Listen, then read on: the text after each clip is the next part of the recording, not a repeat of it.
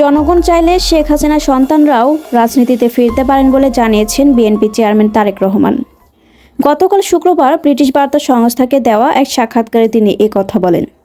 শেখ হাসিনার সন্তানেরা বিদেশ থেকে ফিরে এসে রাজনীতিতে যুক্ত হতে পারবেন কিনা এই প্রশ্নের জবাবে তারেক রহমান বলেন, যদি কাউকে মানুষ গ্রহণ করে, যদি মানুষ তাদের স্বাগত জানায়, তাহলে যে কারো রাজনীতি করার অধিকার রয়েছে।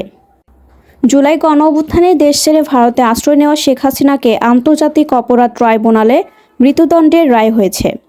তার সন্তানেরাও দেশে বাহিরে রয়েছেন এবং তাদের বিরুদ্ধে থাকা মামলাগুলোর বিচার চলছে।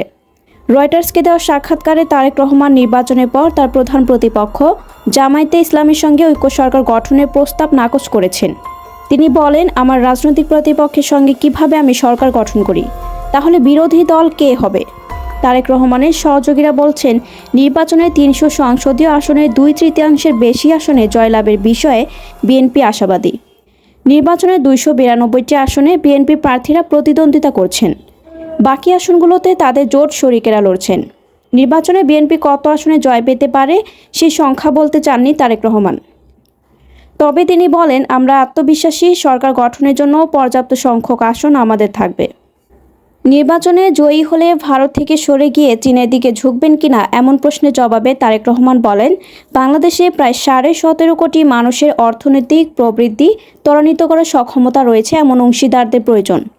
তিনি বলেন, আমরা যদি সরকারে থাকি তাহলে আমাদের তরুণদের জন্য কর্মসংস্থানের ব্যবস্থা করতে হবে। দেশে ব্যবসা বাণিজ্য আনতে হবে যাতে নতুন চাকরি সৃষ্টি হয় এবং মানুষ ভালো জীবনযাপন করতে পারে। তারেক রহমান বলেন, তাই বাংলাদেশের স্বার্থ ও সার্বভৌমত্ব রক্ষা করে যেই আমার জনগণ ও দেশের জন্য জুৎসই প্রস্তাব দেবে তাদের সঙ্গেই আমরা বন্ধুত্ব রাখব, নির্দিষ্ট কোনো দেশের সঙ্গে নয়।